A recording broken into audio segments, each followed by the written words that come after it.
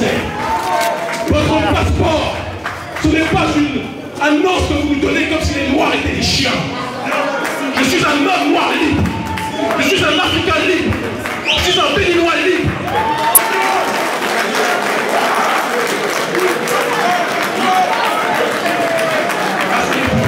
Kémy Séba vient de brûler son passeport français. Donc, mes chers amis, la menace et l'échéance des nationalités n'ont pas touché Kémy. Kémy Séba vient de brûler le passeport. Vient de brûler le passeport français devant tout le monde, devant la presse, devant tout le monde. Vous ne pouvez pas m'humilier. Je n'ai pas de plus grande fierté que d'être béninois. Je n'ai pas de plus grande fierté que d'être africain. Et vous ne me paralyserez pas dans mes déplacements. Je vais continuer à voyager, je n'irai pas chez vous. Mais je continuerai à faire ce que j'ai à faire, à dire ce que j'ai à dire, et à me battre contre l'impérialisme.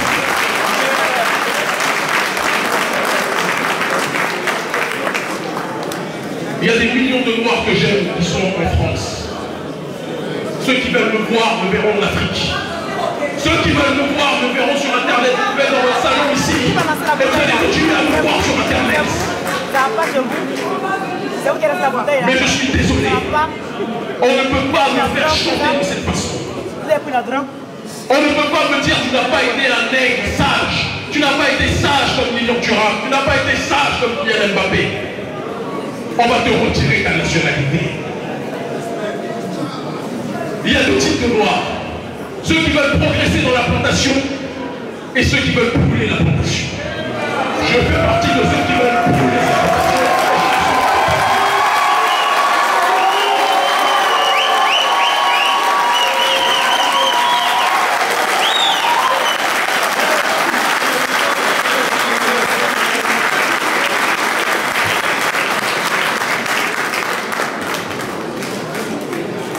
Il y a des tas de Noirs qui ne vont pas rentrer en Afrique, qui vont vivre ici. Mais je veux que tous ceux qui sont là, certains vont rentrer, d'autres pas. Ceux qui vont rester doivent savoir une chose. Vous ne serez jamais considérés comme des citoyens à part entière dans ce pays. Ah ouais. Jamais. Et nous serons respectés que quand nous aurons réussi à faire en sorte que nos pays auront retrouvé leur souveraineté. Les pays de l'Alliance des États du Sahel vont s'élargir et que d'autres pays vont rentrer comme le Bénin, comme le Sénégal. Et quand les territoires appelés de manière coloniale d'outre-mer, qui sont des pays, la Guadeloupe, la Martinique, la Guyane, auront retrouvé leur indépendance.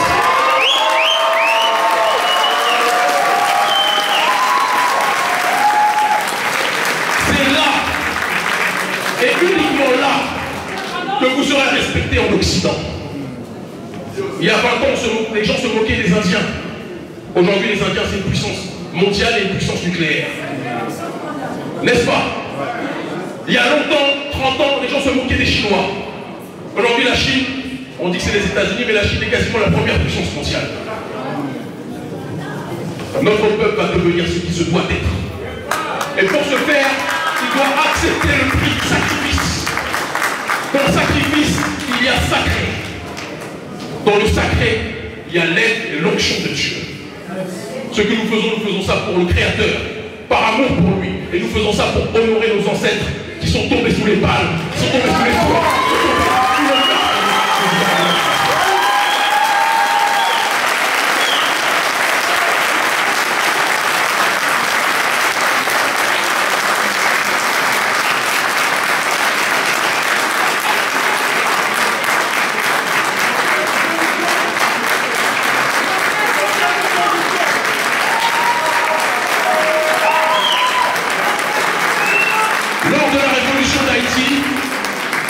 Les esclaves rebelles se sont réunis autour du feu, dans la cérémonie que l'on appelle la cérémonie du bois caïman.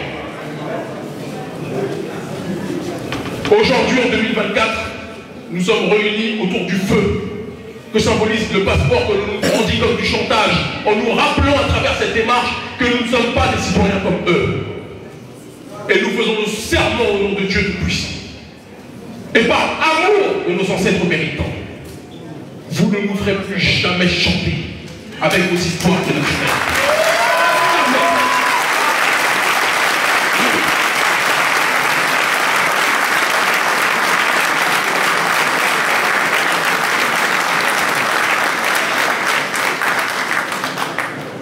Ça mettra le temps qu'il faudra. Je sais que les policiers ont déjà averti leurs collègues, il a brûlé, il a brûlé.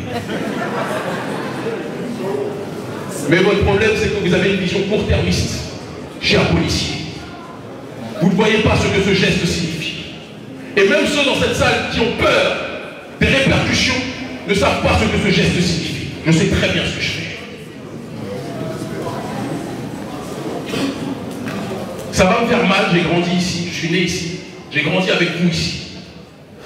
Ça va me faire mal de ne pas vous voir pendant un temps, physiquement, mais vous allez me voir constamment dans les réseaux sociaux comme vous le faites, ou à la télévision en Afrique, via les réseaux sociaux comme vous le faites déjà régulièrement.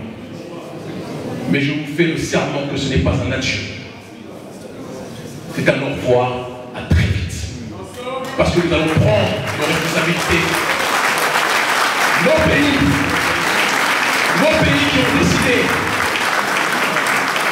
qui ont décidé de se coucher face au gouvernement français, les dirigeants comme Patrice Talon, dont je sais, c'est important qu'on le dise, cette demande de déchéance de nationalité, il faut que vous compreniez que la caméra le filme. Oui, il en est parti. C'est le gouvernement Patrice Talon du Bénin qui a demandé à Patrice Talon, à Emmanuel Macron, bien sûr, qui est cette répression-là. Voilà.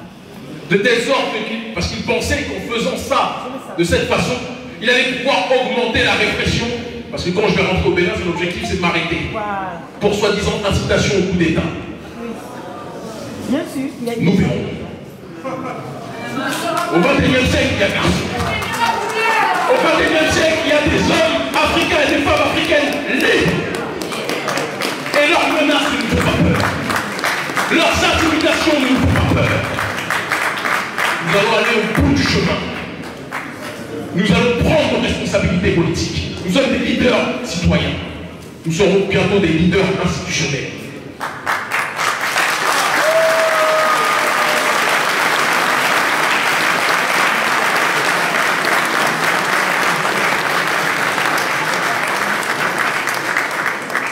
Je suis le fils de Béanzin, de Pioguera, des Abochés qu'on appelle les Amazones.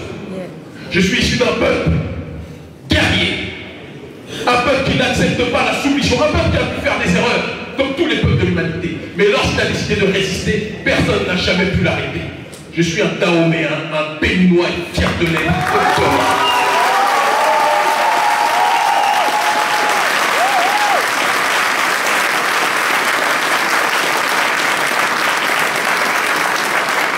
Et demain, je le dis au gouvernement français, c'est au sommet qu'on va se regarder les yeux dans les yeux. Et on verra qui est garçon.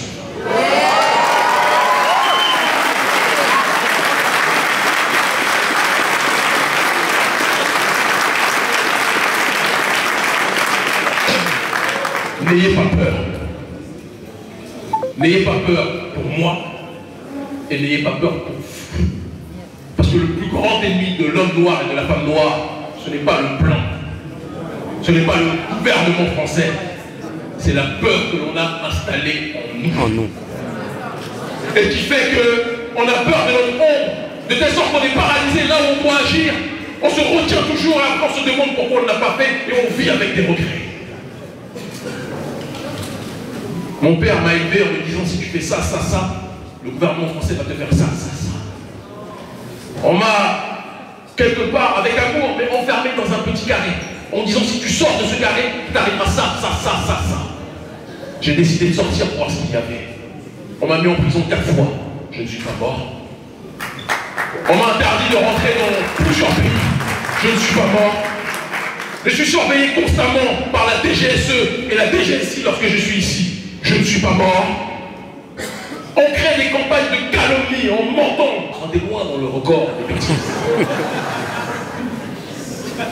D'antisémites. Hier, on disait de quelqu'un qui était antisémite quand il était contre les juifs. Aujourd'hui, on dit de quelqu'un qui est antisémite quand il est contre le colonialisme, de l'oligarchie sioniste au Proche-Orient. Et ça, je trouve quand même que c'est problématique. Je suis anti-injustice. Je suis anti-oppression, quels que soient les gens qui sont opprimés. Mais parce que je suis un homme noir, je pense en priorité à celles et ceux qui me ressemblent. Et c'est tout à fait normal. Qui vivent l'injustice tous les jours. Qui vivent cette injustice tous les jours. Et dans notre communauté, certains doivent être prêts à payer le prix. Certains doivent être prêts à ouvrir la porte pour les autres. Tout mon combat depuis plus de 25 ans, d'abord dans l'anonymat, d'abord dans les moqueries, avant que nous soyons suivis par des millions de gens dans le monde noir francophone, aujourd'hui, ça a toujours été de tout faire pour ouvrir des portes et de faire ce que notre peuple avait peur de faire. Ils passent leur temps à nous humilier, à nous diminuer. Mais si dans ce pays, les Noirs décidaient de se retirer, qu'est-ce que serait la France aujourd'hui? Ah, la poubelle!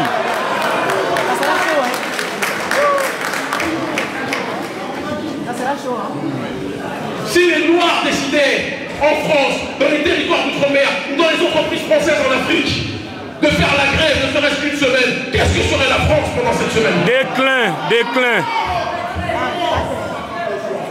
On oublie la France. Non. Il faut que la France sache que la nouvelle génération n'est pas l'ancienne. L'ancienne était courageuse, mais elle était soumise à des réalités. Et nous les honorons. Notre génération, nous sommes soumis à d'autres réalités. Et je vous le dis les yeux dans les yeux.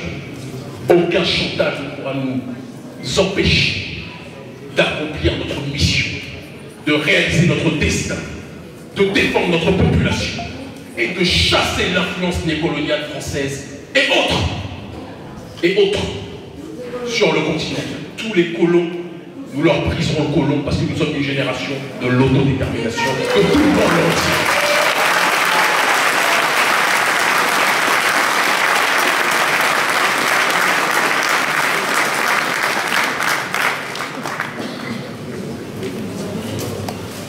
Je terminerai mon propos ce soir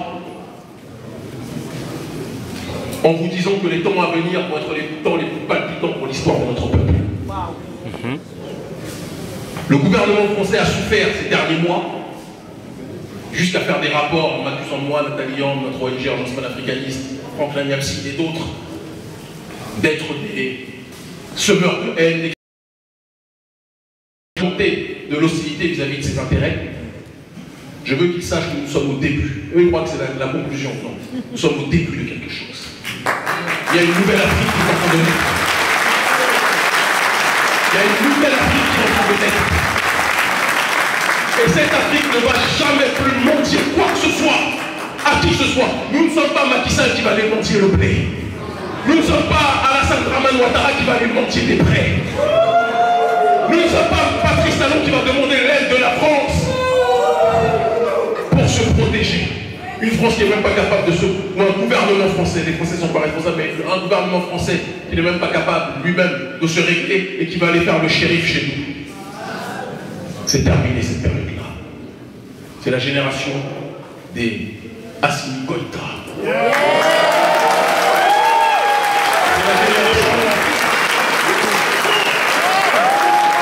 C'est la génération Tapoter. Ils ont signalé la vidéo. Tapoter, mes chers amis. Ils ont signalé la vidéo. Partagez, tapoter. C'est la génération de mon grand frère que j'aime profondément, qui a un gros soutien de notre organisation, le général Tiani, président du Niger.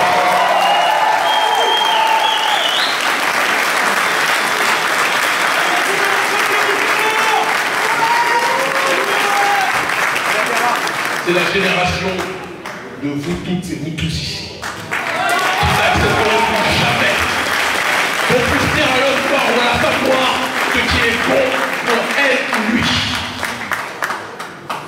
Nous sommes une génération libre. On vous a habitué à vous donner des médailles, cher gouvernement français. Vous allez connaître l'envers de la médaille avec nous, désormais.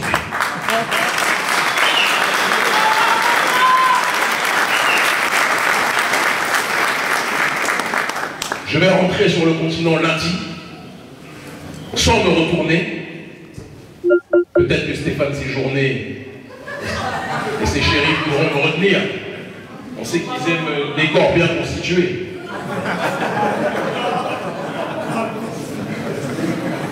Mais il faut que je sois consentant pour ça. Et moi, je veux rentrer. Moi, je veux continuer à mener notre combat pour les nôtres. Je vois des Marion Maréchal Le Pen, des racailles de ce style, des Marine Le Pen, des, comment s'appelle le gnome, Éric Zemmour, qui se servent de nous comme si on était des punching balls. Je vois de l'autre côté la France insoumise qui nous instrumentalise pour ses intérêts. Voilà. Mais qui, dès lors que les Noirs décident de parler sans parrain, sans patron, ils nous traitent de réactionnaires ou de suprémacistes. Entre les négrophobes de droite et les amis noirs de gauche, François Fanon disait que ceux qui aiment les Noirs sont aussi dangereux que ceux qui disent les détester. Voilà. On n'a pas besoin d'être aimé ou détesté, on a besoin d'être respecté.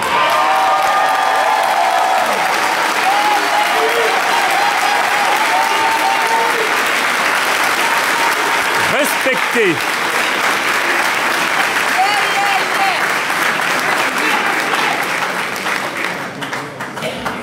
Donc je rentre. Si le gouvernement français veut me retenir, parce qu'on sait que c'est un gouvernement de schizophrène, c'est le entre-deux, c'est le en même temps, comme ils disent. On veut te déchoir, mais quand je les devance, en vous disant que vous n'allez pas nous faire chanter avec votre nationalité, peut-être qu'ils seront tentés de m'arrêter. Puisqu'on m'a dit que brûler le passeport est plus ça par la loi. Ah bon. On va voir comment le gouvernement français va réagir. Souvenez-vous que nous savons très bien ce que nous faisons. Et chaque bégayage du gouvernement français fait avancer notre agenda politique. Méditez dessus.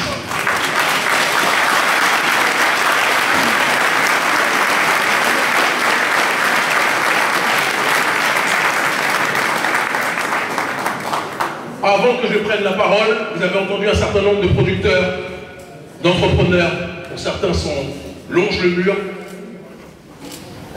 Ces gens-là sont le poumon de nos communautés, de nos diasporas.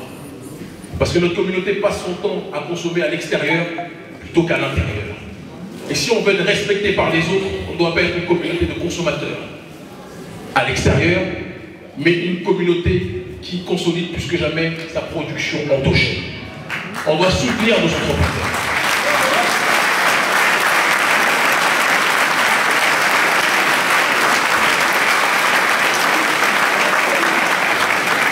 On ne doit pas soutenir nos entrepreneurs dans un capitalisme que je méprise, qui à la base de l'esclavage chosifier l'homme. Et c'est la force de l'homme, quelque part, qui nourrit leur système. Mais il y a une autre façon d'utiliser l'économie, ce que l'on appelle l'endosolidarisme. Produire qu'une entité produise pour que ça puisse bénéficier à la collectivité dans sa globalité. Parce que si nos entrepreneurs marchent, ils auront l'obligation, et on les obligera, oui, bien sûr, à reverser, à partager pour la collectivité. C'est notre issue.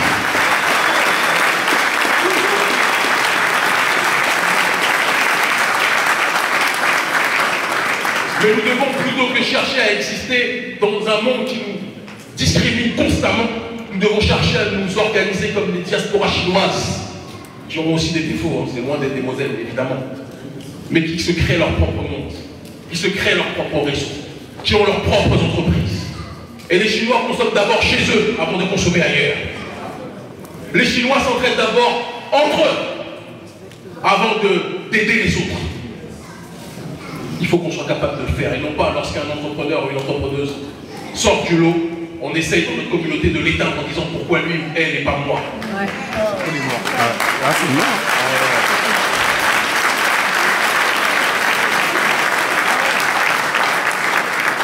Parce que l'ennemi de notre peuple, c'est la jalousie. L'ennemi de notre peuple, c'est l'ego mal placé. L'ennemi de notre peuple, c'est cet ego tellement brisé pendant l'esclavage et la colonisation qu'on n'arrive plus à voir l'un des nôtres sortir du troupeau et s'élever. On doit tuer cet esprit. Le jour où on est capable de régler, ce n'est pas de l'utopie, être une communauté beaucoup plus soudée. Ce que nous sommes aujourd'hui est beaucoup plus puissant que ce qu'on était il y a 10 ans ou 20 ans. Ceux qui connaissent la communauté depuis longtemps ici en France savent qu'il y a eu un bond en avant dans la structuration de cette communauté. Vrai ou faux ce que je dis? Il y a des questionnements qu'on a aujourd'hui qu'on n'avait pas hier. Et c'est parce qu'il y a aussi une réalité géopolitique. L'Afrique est en train de bouger. Et l'Afrique est la boussole de l'humanité. On ne pourra jamais être considéré comme des pierres précieuses, nous autres noirs, si notre maison est traitée comme une porcherie plutôt que d'être traitée comme une bijouterie.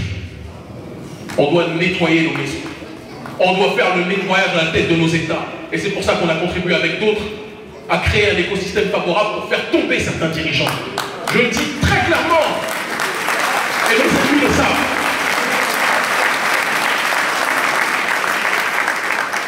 Et je le dis, tous les dirigeants qui se soumettront à d'autres intérêts que les intérêts de leur population, nous contribuerons à les faire tomber cette année, l'année prochaine et les années qui suivront.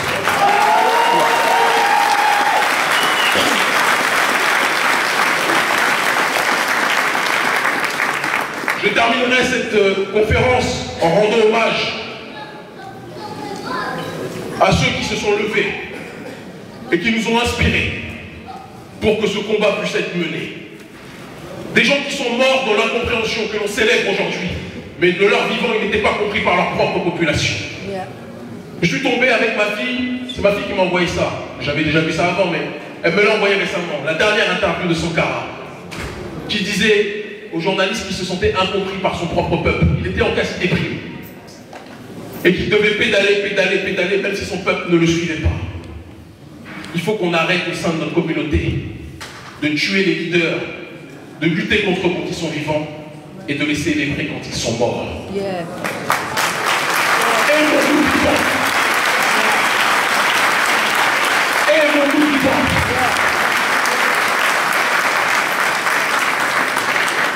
Et le plus grand leader de notre peuple, c'est la communauté elle-même. Ne cherchons pas des bergers ou des leaders à l'extérieur de nous-mêmes. Soyez chacun d'entre vous des leaders. Soyez chacun d'entre vous des soldats de notre peuple.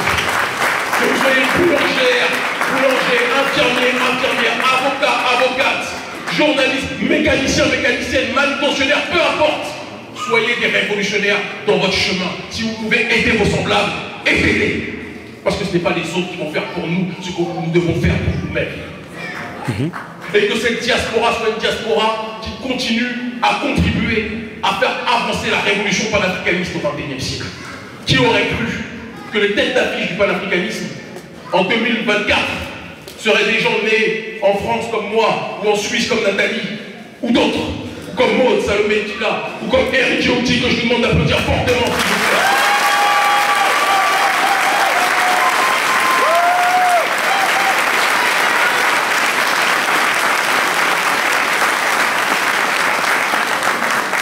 Nous sommes nés en Occident. On aurait pu se dire que pourquoi s'intéresser à l'Afrique? On aurait pu faire comme les influenceurs et influenceuses là, qui vont en Afrique que pour la canne. Hein? Parce qu'on peut s'enjailler là-bas, puis après on revient à Paris. Non. Je suis rentré en Afrique il y a 13 ans. Je me suis intégré en Afrique, d'abord au Sénégal, parce que c'était un hub médiatique, et stratégiquement pour toucher les masses. Il était important que je rentre dans les médias, que je fasse mon inception à l'intérieur des masses médias au Sénégal. Un peuple qui m'a touché. Même s'il y avait aussi des pro-occidentaux, très nombreux aussi, au Sénégal, mais il y avait une tendance, bien longtemps avant que Sonko émerge, il y avait une tendance déjà de gens qui en avaient marre de l'arrogance occidentale. On a véhiculé le message, on a formaté les esprits. Macky Sall au départ m'aimait beaucoup, lorsque j'étais journaliste. Ah, vous parlez bien, vous êtes très éloquent. Mais quand j'ai décidé de mettre ce qui était sur le plateau télé dans la rue, il a moins aimé. Et lorsqu'on a organisé nos mobilisations contre le néocolonialisme, lui qui me complimentait m'a incarcéré. J'ai pris ça comme une bénédiction. Parce que je vois toujours les obstacles comme des tremplins. Je vois toujours les murs que l'on fixe devant moi comme des ponts. Ça m'a permis de me rapprocher encore plus de ma patrie. La terre de mes pères et la terre de mes mères, qui est le Bénin.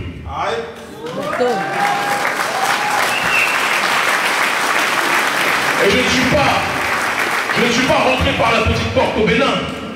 Je suis rentré avec l'étiquette de celui qui résistait contre le néocolonialisme et c'est ce qui m'a permis d'avoir jusqu'à aujourd'hui un soutien massif d'un segment important de la jeunesse béninoise. Vous allez voir les prochains mois. Vous allez voir les temps à venir. Je le dis et je le répète, que tant que Patrice Talon servira les intérêts de la France, il m'aura comme adversaire numéro 1 au Bénin.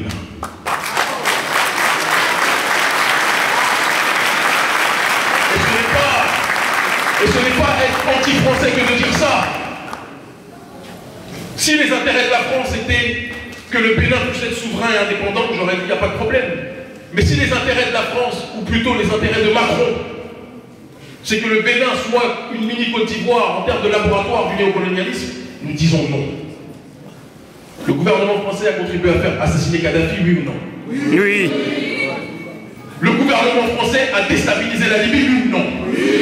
Donc on a un gouvernement, même si c'était le gouvernement précédent, la présidence, elle est toujours dans la continuité. Il n'y a pas d'arrêt dans la présidence, il y a une continuité, même si les hommes changent. Ils sont tous les héritiers des actes de leurs prédécesseurs.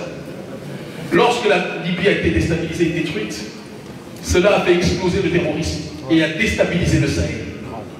Les mêmes qui ont mis le feu chez nous sont par la suite venus envoyer des pompiers de leur base militaire pour soi-disant éteindre le feu qu'ils ont eux-mêmes créé et qu'ils nourrissent. Parce qu'on a vu au Mali, dès que l'armée française est partie, le Mali a récupéré Kidal. Pourtant, l'armée française disait que c'est impossible de récupérer Kidal. Et l'armée française refusait de donner des armes à l'armée malienne. Comment se fait-il? Vous dites que vous êtes là pour aider les Africains, mais quand on veut se défendre, vous êtes les premiers à nous empêcher de nous défendre. C'est que peut-être le fait que l'on soit démuni et sans armes vous arrange. Et bien on est une nouvelle génération qui a compris que le monde tourne. Et que si vous ne voulez pas nous aider, on va trouver d'autres nations qui ont des intérêts, ce ne sont pas des bons samaritains, qui ont des intérêts eux aussi à nous aider. La Russie n'est pas un pays d'ange, loin de là. L'Iran n'est pas un pays d'ange, loin de là. Le Venezuela n'est pas un pays d'ange, loin de là. Mais ils sont opposés à l'impérialisme occidental et ça me va. Ah. Et tant qu'ils nous laisseront faire, tant que lorsqu'on va chez eux, ils nous reçoivent avec respect, on ne leur laisse pas le choix. Tant qu'ils comprennent qu'ils ont tout intérêt à nous aider parce qu'ils savent que nous sommes le présent et l'avenir en Afrique francophone, on s'en prendra. Le jour où ils voudront se substituer aux colons français, on les combattra avec une très grande force qui n'oublieront jamais de leur vie. Parce qu'un homme noir ou une femme noire en colère est un homme noir ou une femme noire inarrêtable, comprenez.